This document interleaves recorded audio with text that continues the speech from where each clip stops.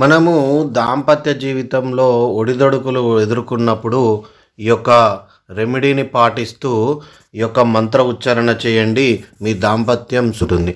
ఓం నిం నిఖిలభం భైరవాయ నమ.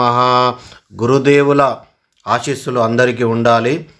ఈరోజు మనకు కొంతమంది మెసేజ్ల రూపంలో, వాట్సాప్ల రూపంలో, మనకు కాల్స్ రూపంలో చేయడం జరుగుతుంది. కొంతమంది భక్తులు, అయ్యా మాకు దాంపత్యంలో చాలా ఇబ్బందులు అవుతున్నాయి. కొంతమంది ఆడవారు మా ఆయన చెప్తే వినకుండా ఏ పని చేయడం లేదు, మా ఇంట్లో చాలా ఇబ్బందులు అవుతున్నాయి, ఇంట్లో ఏం డబ్బులు ఇవ్వడం లేదు, బాగా తాగి రావడం జరుగుతుంది, ఇంట్లో అన్యోన్యంగా జీవితం నడవడం లేదు, పిల్లలను కూడా పట్టించుకోవడం లేదు, చాలా ఇబ్బందులకు గురి చేస్తున్నాడు, నేను కూలి పనికి వెళ్ళి పిల్లలను సాదుకోవలసిన పరిస్థితిని దిగజార్చాడు అని చెప్పి అమ్మాయిలు చాలామంది బాధపడుతూ ఉన్నారు. ఆ విధంగానే అబ్బాయిలు కూడా కొంతమంది కాల్ చేస్తూ ఉన్నారు. మా ఇంట్లో ఏది చేసినా ఉత్తగానే మమ్మల్ని ఇట్లా పక్కకు నెట్టేసినట్టు, మా అమ్మను నాన్నకు విలువ ఇవ్వకుండా, కనీసం నాకు భర్తనన్న విలువ ఇవ్వకుండా తీసి పడేసినట్టు ఇంట్లో మా భార్య చేస్తుంది. కనీసం మరి ఉన్న దాంట్లోనే బతుకుదామని చెప్పి లేకుండా ప్రతి ఒక్కదానికి అన్ని ఇబ్బందులకు చేస్తూ ఉన్నది. ఏది సర్దుకపోవడం లేదు, ప్రతిదానికి కిచ్చికయ్యాలు పెట్టుకోవడం జరుగుతుంది. ఈ విధంగా ఏదైనా పరిహారం చేయగలరు అని చెప్పి మనకు వాళ్ళ బాధలు చెప్పుకోవడం జరుగుతుంది. ఇవన్నీ అంటే దాంపత్యంలో మనము వివాహం జరిగేటప్పుడే మనము ఈ యొక్క దాంపత్య జీవితం మనకు ఒక ఇద్దరు అమ్మాయి అబ్బాయికి మనం వివాహం చేసే సమయంలో మనము వారి యొక్క అన్ని శుభ అశుభ ఫలితాలన్నీ చూసి వాళ్ళకు జంటను కలిపేటప్పుడే వాళ్ళకు ఏమైనా దోషాలు ఉంటే అవి అప్పుడే చేసే ప్రక్రియను చేయాలి. కానీ ఈ మధ్యలో ఫ్యాషన్ అయిపోయింది. ఇవన్నీ చూడకుండా కలిసినంటే కలిసినాయి. కొంతమంది కూడా వాళ్ళు తెలిసి తెలియని తనంలో వాళ్ళు ఎవరైతే వాళ్ళు ఏదో ముహూర్తాలు పెట్టేస్తున్నారు. కానీ ఆ విధంగా చేయడం వల్ల దాంపత్య జీవితంలో వాళ్ళు ఎదుర్కొనేది ఈ యొక్క వివాహం చేసుకోపోయేవారు. కానీ అటువంటి సమస్యలు జరుగుతున్నాయి కాబట్టి వివాహం జరిగే ముందే ఈ యొక్క వీళ్ళకి ఏమైనా సమస్యలు దాంపత్య జీవితంలో రాకుండా, ఏదైనా ఒక అబ్బాయిని అమ్మాయిని మనము కలుపుతున్నామంటే వారి యొక్క మొత్తం జాతక ఫలితాలు పరిశీలించి మనము మొత్తం వాళ్ళ జీవితం ఏ విధంగా ఉంటుందో ఒక చార్ట్ లాగా మనం మెదడులో ఫిక్స్ చేసుకొని మాత్రమే ఏదైనా ముహూర్తాలు పెట్టాలి. ఆ ముహూర్తానికి ముందే వీళ్ళ జాతకంలో ఏదైనా లోపాలు ఉంటే ఖచ్చితంగా దానికి రెమెడీగా ఏదైనా ఒక చేసుకునే పద్ధతి చేయాలి. ఈ విధంగా చేయకుండా చాలామంది ఈ విధంగా వివాహాలు చేయడం వల్ల చాలా వివాహాలు ఒక 10 సంవత్సరాల లోపే విడిపోతున్నారు, 2-3 సంవత్సరాలకే విడిపోతున్నారు.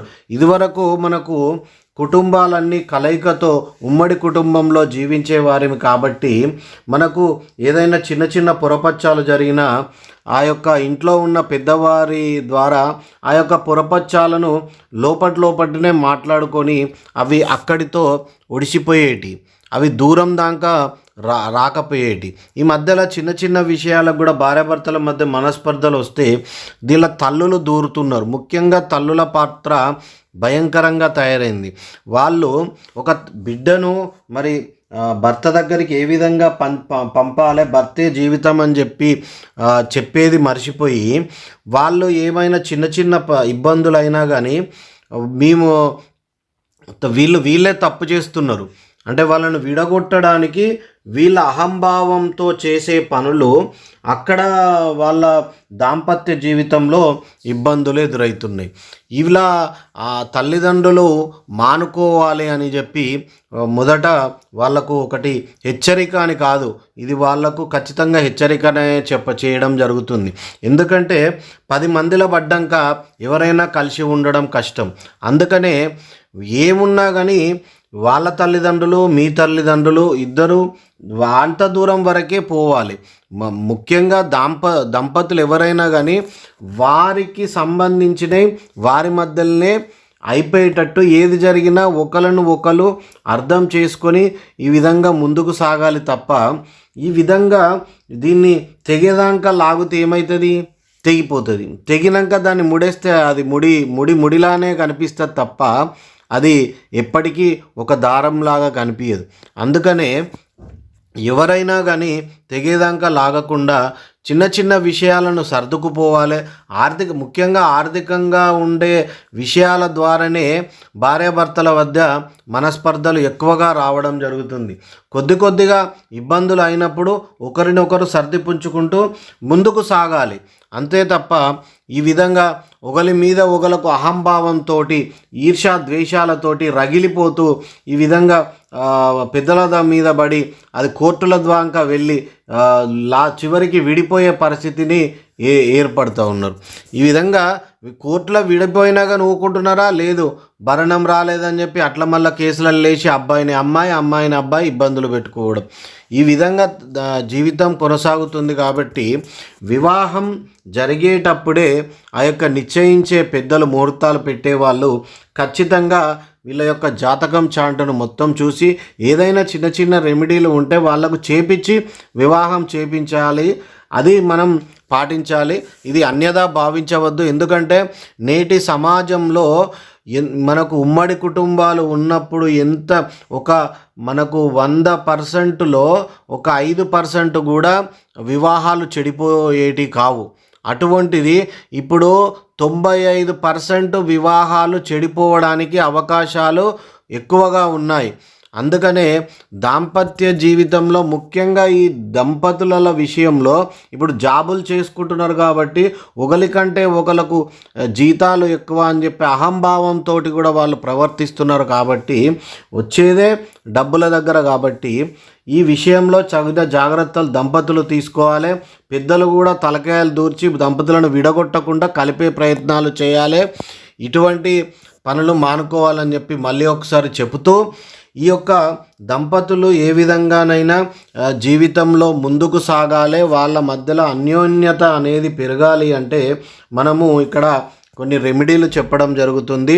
ఈ యొక్క ప్రత్యంగిర అమ్మవారిని ధ్యానించి, అమ్మ మా మధ్యలో ఉన్న ప్రతి ఒక్క సమస్యలన్నింటినీ తీర్చి ఎటువంటి ఇబ్బందులు కలగకుండా, ఒకవేళ మీ భర్త మీ మాట వినకుండా ఆయన ఈ రెమెడీలో పాల్గొనకున్నా పర్వాలేదు, భార్య వినకుండా పాల్గొన్నా పర్వాలేదు, మీ భర్తలు చేసినా పర్వాలేదు, భార్యలు చేసినా పర్వాలేదు, మీరు ఇది కొన్ని ఆవాలు, తెల్ల ఆవాలైనా పర్వాలేదు, నల్ల ఆవాలైనా పర్వాలేదు, అలాగే పసుపును ఇదేమంటారు సున్నం, పసుపు సున్నం, ఈ పసుపు సున్నాన్ని కలిపి ఒక కవర్లో వేసుకోవాలి. చిన్న కవర్ లాంటివి దొరుకుతుంది కదా, ఇట్లా ప్యాకింగ్ కవర్లు తిన్నాయి మనకు గోల్డ్ వేసుకునే కవర్లు దొరుకుతాయి, ఆ కవర్లో వేసుకోవాలి. ఈ యొక్క ఆవాలను ఒక పేపర్లో వేసుకొని పొట్లం కట్టుకోవాలి. ఈ ఆవాలను ఈ పసుపును ఏమంటారు ఈ సున్నం కలిపిన ప్యాకెట్ను రెండింటిని మనం ఎప్పుడైతే పూజ చేసుకుంటామో ఆ యొక్క పూజ దగ్గర పెట్టి మనము ఈ మంత్రంతో ఆ యొక్క పసుపు సున్నం కలిపింది ఆవాళ్ళు ఆడబెట్టేసి మనము ఈ మంత్రం జపించాలి.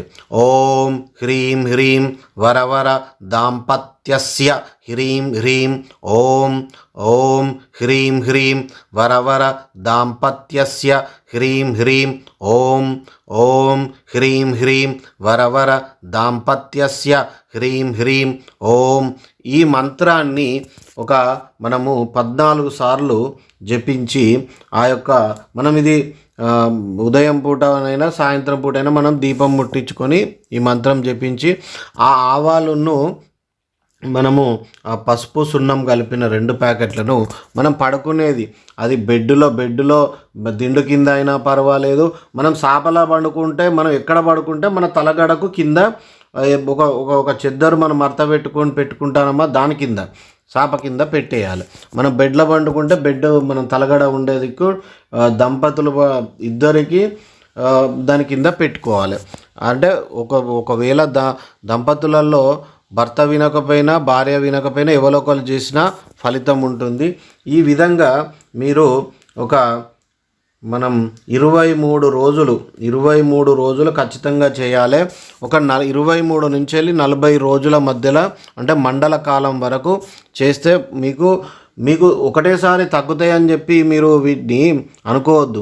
మనకు దినదిన ఇవి మనం చేస్తూ ఉంటే మనలో ఉన్న ప్రతికూలతలన్నీ తొలగి ఇది మనకు ఫలితం వస్తుంది. మనము ఇవి దిండు కింద పెట్టుకొని పొద్దుగాల లేచినాక వాటి సింకులో కానీ మోరిలో కానీ పడేయాలి. మన మురికి నీళ్ళైనా పర్వాలేదు, దానిలో పడేయాలి. ఎక్కడైనా వాటర్ తొక్కని ప్రదేశంలో పడేసి వాటర్ మురికి నీళ్ళైనా పర్వాలేదు, మోరిలైనా పడేయచ్చు, తప్పులేదు. పడేసి ఈ విధంగా రోజు చేయాలి. మనం మంగళవారం రోజు మొదలు పెడితే మళ్ళీ డైలీ చేయాలి. బుధవారం రోజు ఎప్పుడైనా మొదలు పెట్టచ్చు. మీరు మొదలుపెట్టింది 40 రోజుల వరకు 23 రోజులు ఖచ్చితంగా చేయాలి. 40 రోజులు మండలం చేస్తే చాలా మంచిది. మీరు జీవితంలో ఇక మీ భర్తలు భార్యలు మంచిగా కలిసి ఉంటారు. 40 రోజులు మండలంలో ఈ విధంగా చేయండి. మళ్ళీ రోజు ఉదయము భార్య అయినా భర్త అయినా మీరు ఒక ఎర్రటి పువ్వులు, గులాబీ పువ్వు అయినా ఎర్రటికి సంబంధించిన పువ్వులైనా ముత్తైదువుకు ఇవ్వండి. ముత్తైదువుకు ఇవ్వడం వల్ల, ముత్తైదువులు అంటే ఆడవారినే ముత్తైదువులు అన్నారు, మా భార్యలు ఉన్న భర్తలను కూడా ముత్తైదువులు అంటారు. ఒకవేళ భర్త చేసేది ఉంటే మీకు తెలిసిన పెద్ద ఆయనకు ఒక పువ్వు ఇవ్వండి, రెడ్ రోజు కానీ గులాబీ మందార పువ్వు కానీ ఏదైనా ఒకటి ఇవ్వండి. పూజ చేసి గుళ్ళకెళ్ళి వచ్చినామని ఏదో ఒకటి చెప్పి ఇవ్వండి, రోజు ఉదయం ఇవ్వండి. అలా ఇవ్వడం వల్ల మనకు అది అట్లా ఇవ్వండి. అదేవిధంగా మన ఇంటిలోకి ఎవరైనా తిండి లేని వారు మనకు మామూలుగా భిక్షాటన చేస్తూ వచ్చేవారికి అన్నంతో పాటు కందిపప్పు కూడా, మనం వండిన కందిపప్పు ఉంటుంది, అన్నంతో పాటు కందిపప్పు పెట్టండి.